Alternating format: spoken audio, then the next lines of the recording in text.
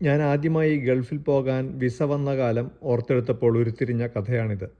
എല്ലാവർക്കും ഇഷ്ടപ്പെടും തീർച്ച. അങ്ങനെ ഗൾഫിൽ പോകാൻ എനിക്കും വിസ വന്നു. ഇന്ന് വലിയ കാര്യമൊന്നുമല്ലായിരിക്കാം, എന്നാൽ 10-27 വർഷങ്ങൾക്ക് മുമ്പ് അതൊരു സംഭവമായിരുന്നു. അന്നൊക്കെ അല്പം മുതിർന്നിട്ടും വിശ്വസിച്ചിരുന്നത് ഗൾഫിൽ ഭിക്ഷക്കാർക്ക് പോലും സ്വർണ്ണ ബിസ്ക്കറ്റാണ് ഭിക്ഷയായി കിട്ടുക എന്നാണ്. വിസ കിട്ടിയാൽ പിന്നെ ഗൾഫ് യാത്രയ്ക്കുള്ള തയ്യാറെടുപ്പാണല്ലോ. അതിനു മുന്നോടിയായി സുഹൃത്തുക്കളോടും ബന്ധുക്കളോടും അസൂയക്കാരോട് പ്രത്യേകിച്ചും നേരിട്ട് ചെന്ന് യാത്ര പറയണം, അനുഗ്രഹം വാങ്ങണം. പിന്നെ ഗൾഫിനെ പറ്റി അത്യാവശ്യം വിവരമുള്ളവരുടെ അടുത്ത് ചെന്ന് സംശയ നിവൃത്തി വരുത്തണം. അങ്ങനെയാണ് സ്കൂളിൽ എൻ്റെ കൂടെ പഠിച്ചിരുന്ന ഉത്തമന്റെ ചേച്ചിയായ സൗമിനി ചേച്ചിയുടെ വീട്ടിലെത്തിയത്. പുള്ളിക്കാരിയുടെ ഭർത്താവ് സുഗതേട്ടൻ ഗൾഫിൽ എവിടെയോ ആണ്. ഇപ്പോൾ 2 മാസമായി നാട്ടിലുണ്ട്. സൈക്കിൾ ഒതുക്കി ഗേറ്റ് കടന്നപ്പോൾ മുറ്റത്തുനിന്നേ കണ്ടു ഉമ്മറത്തിരുന്ന് മുറുക്കാനിരിക്കുന്ന സ്ലിം ബ്യൂട്ടിയായ ഒരു വല്യമ്മയെ. എന്നെ കണ്ടതും അധികാരഭാവത്തിലൊരു ചോദ്യം. എന്താ? ഒന്നുമില്ല. സുഗതേട്ടനുണ്ടോ? പുറത്തു പോയതാ. വിസയ്ക്കാവും അല്ലേ? ഓരോ ശല്യങ്ങള്. അറബിയുടെ സ്വന്തം ആളാന്ന് വെച്ചിട്ട് ഇങ്ങനെ സമാധാനം കൊടുക്കാതിരിക്കുക. സുഗു വിസ കച്ചവടം നിർത്തി.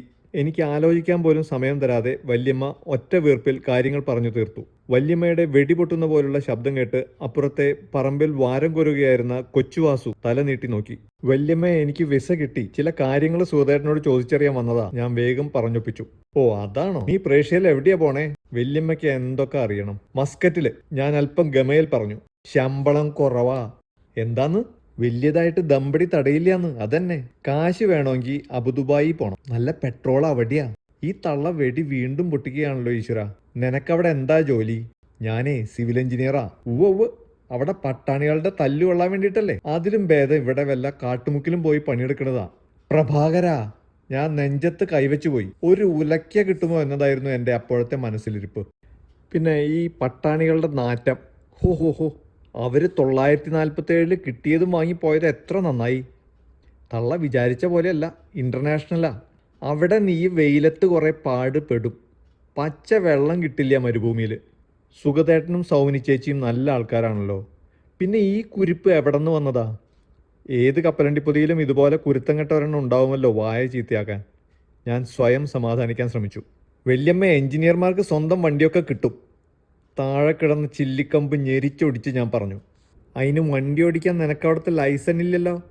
അത് കിട്ടാനൊരു കൊല്ലമൊക്കെ എടുക്കും, പ്രത്യേകിച്ച് നത്തോലി പോലെയുള്ള നിനക്ക്. വേണമെന്ന് വെച്ചാൽ എന്താ പറ്റാത്തേ വല്യമ്മേ? പിന്നെ ഞാൻ ചെറുപ്പല്ലേ? തുടങ്ങിയിട്ടല്ലേ ഉള്ളൂ. ഇവിടെ നിന്ന് തന്നെ തോറ്റു കൊടുത്താൽ എങ്ങനെയെന്ന് ഞാനും കരുതി. കൂരച്ച നെഞ്ച് കണ്ടാലറിയാം എന്നെക്കൊണ്ട് ഭാരിച്ച പണിയൊന്നും കൂട്ടിയാൽ കൂടില്ലാന്ന്. ദേ വരുന്നു അടുത്ത ബോംബ്.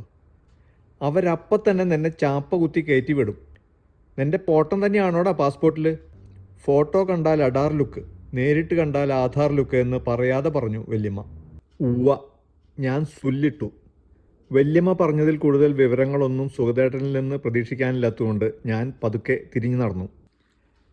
ഡാ മോനെ, സുഗു എൻ്റെ മോളുടെ ഭർത്താവാ.